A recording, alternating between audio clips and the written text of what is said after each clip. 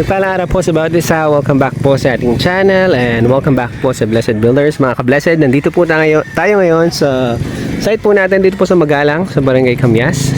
Yan, sa lahat po ng mga taga-Magalang, mga kabalen, pinabati po natin lahat po ng mga viewers natin na from Magalang. Yan, mag-check po tayo ng update sa ating project dito po sa Barangay Camyas. Nung last update po natin mga ka-Blessed, nasa grade beam pa lang po tayo, pero ngayon mga ka-Blessed, tumaas na po yung asintahan po natin since maganda po yung panahon. Yan, hopefully magtuloy-tuloy na po yung ganda ng panahon at yung challenge lang po natin ngayon yan is magbabakasyon na. Yan, magpapasko na mga ka-Blessed. So may mga araw po talaga na magkakaroon po ng bakasyon yung mga boys yan sa darating pong Pasko at sa New Year. Yan. So for the meantime, check po natin yung progress. Yan. So malapit na po tayo sa ating beam. Yan, yung beam po natin sa itaas. After po ng beam natin sa itaas, i-prepare na po natin yung for roofing po natin, and i-check po natin yung layout mga ka-Blessed. At the moment, makikita po natin yung flow ng layout. At kung papansinin po natin, lumilitaw na po yung laki po ng bahay. Yan, start po siya dito, hanggang dun po siya sa dulo, and then yung parking po niyan, doon po siya sa may pinakadulo. So i-check po natin yung layout. So itong portion na to, rooms po yun dito. I mean, one room po yun dito. Tapos yung other bedrooms po niya, dito po siya sa right side. So puntahan po natin yung loob ng bahay. Just to make a recap po pala ka-Blessed, meron po tayong 3 bedrooms po dito, 3 bedrooms sa side na to. Tapos meron tayong 2 office 1, tapos yung office 2 dito po siya. Tapos meron po tayong storage sa may likuran. So papakita po natin. So itong portion po na to, itong nasa harapan na to, ito po yung magiging porch nyan ng mga client po natin. Ipakita ko lang po sa inyo ulit yung perspective para mag-visualize nyo po siya before po tayo pumasok sa loob. So ito po nyan, yung buong portion na to, ito po yung pinaka facade po ng property. So ito po yung perspective nya. Ayan, so ganyan po kahaba yung frontage po ng bahay. Ayan, so pasok po tayo. Itong portion nito, ito po yung porch area.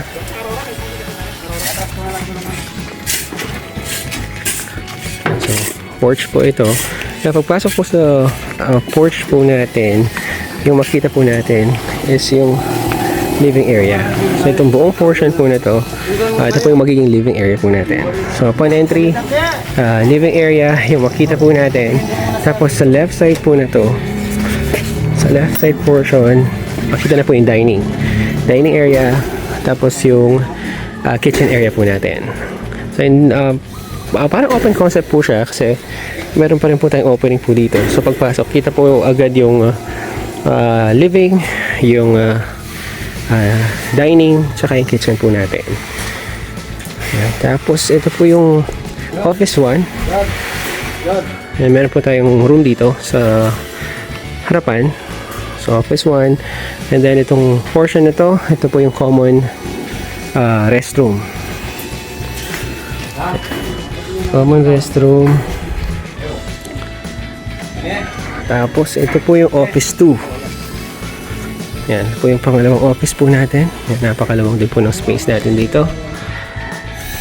Tapos another portion po ng bahay, ito po yung pantry and storage. Yan, nasa may likurang portion po ng bahay. And then ito pong door na to, ito naman po ay papunta po sa ating auxiliary kitchen. Auxiliary kitchen po natin, yan, dito po niyan siya. Meron po tayong lababo niyan dito. Yan. Tapos napakaluwang po kasi ng area dito. Meron pa po tayong space dito. Sa likuran. Yan. Ito po yung space natin. So, provision po for extension. Magkakaroon po niya ng roof yun dito. So, ito po ng client po natin extend po niyan yung roofing dito. Sa portion po na to. Yung po kasi dun sa kabila, parking area na po siya. Mamaya check po natin. So balik po tayo sa loob. Ito yung back door. So ito po yung view natin pagpasok. So letter L po niyan yung kitchen top natin dito. Letter L. Tapos may bar counter po tayo dito sa portion po na to. Then may mga windows po tayo dito sa portion na to for natural lighting. And then yung access po natin papunta po sa mga rooms po natin. Ayan, dito po siya. So meron po tayong hallway dito. Papunta po sa mga rooms. Yan, sa left and right po yung mga doors po natin. So first bedroom po natin ito. Yan. Hindi na po tayo papasok. Yan, inaayos po yung mga door jam po natin. In-install na. Sa pagpasok po dito, first bedroom, meron tayong bathroom dito, tapos yung wardrobe. Yan sa portion na to. Tapos yung second room natin. So may, ito po yung bedroom area. Meron po tayong portion for wardrobe and then banyo. So lahat po ng rooms po dito, meron po silang kanya-kanyang banyo. Meron po silang wardrobe portion. Nasa bedroom 2. And then yung bedroom 3 natin. Same po. Yan, meron po tayong banyo, tapos wardrobe area, tapos yung pong bedroom area dito po siya. Tapos ito po yung master's bedroom natin. Mamaya po ikutan po natin dun sa kabila para makita niyo po yung layout. Pero meron po siyang banyo, tapos walk-in closet, yung bedroom area dito po siya. So ikot lang po ako sa kabilang portion para makita niyo po yung layout ng master's bedroom. So palabas po tayo niyan dito po sa porch natin. So yung main door dito po siya niyan. And then ito pong portion na to sa harapan, open area. So napakagandang i-landscape nito, ka-blessed. Yan, napakaluwang pa. Tapos yung pong driveway niyan, dito siya. Mas po kasi natin driveway dito. Yan, meron po tayong common driveway dito. Ito po yung existing gate po ng mga client. And then yung dito po sa kabilang side, yan, bubuksan po nyo yung dito. Kakaroon tayo ng main gate dito para po sa bahay. And then tuloy-tuloy po siya dito sa driveway. Yan, driveway po yan. Ito po yung magiging parking area niya, itong portion na to. Yan, tapos check natin yung master's bedroom.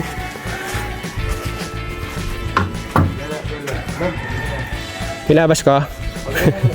Sagli na. Punta po tayo sa main door ng masters para makita po yung flow niya. Thank you. Yan, so dito po tayo kanina. Ito po yung main entry natin for our master's bedroom. Ito po yung hallway kanina. Hallway. Yan, pagpasok natin, ito po yung restroom po natin. Toilet and bath for our master's bedroom. And then sa portion na to, yan, ito na po yung pinaka main bedroom natin yan. Main bedroom, and then ito po yung walk-in closet natin. So difference po, yung walk-in closet po ng master's bedroom po natin, mas malaki po siya. Yan o, itong buong portion na to.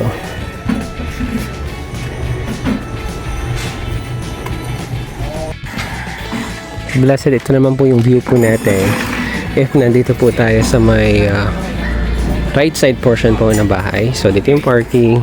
Yan, ito po yung view po natin. Dito po yung porch sa area na to. And tignan nyo po yung vacant lot po natin.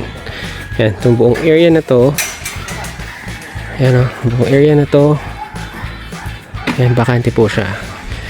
Yan o, very ideal pa-landscape yung area na to, since may mga kids po yung mga client po natin. Yan, pwedeng gawing play area po yung portion po na to.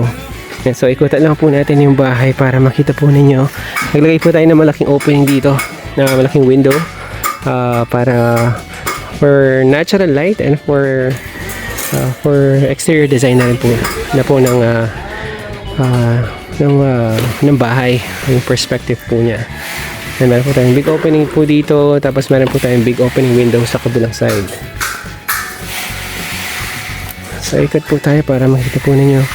So itong portion po na to, garahe po to. So if extend po nyo ito, 1, 2, dalawang sasakyan, pwede po siya dito. sa portion po na to. Gandahan po dito, pwede siyang gawing driveway papunta dito sa may likuran. Yan, pwede siyang umikot sa kabila. Yan o, kasi ito pong portion po na to. Yan, bakante rin po siya. Yan o, pwede siyang umikot. Yan, depende po sa client po natin kung ano pong preference po nila. So ito po yung magiging driveway niyan, papunta dito. Yan, pwede po siyang umikot pabalik sa driveway na to. Yan, doon po kasi yung common driveway po nila. Yan, check po natin sa likuran. So doon po yung likuran portion po ng bahay. So bedroom, tapos dito po yung pantry po natin sa portion na to. Yan, tapos dito na po yung auxiliary kitchen po natin sa likuran.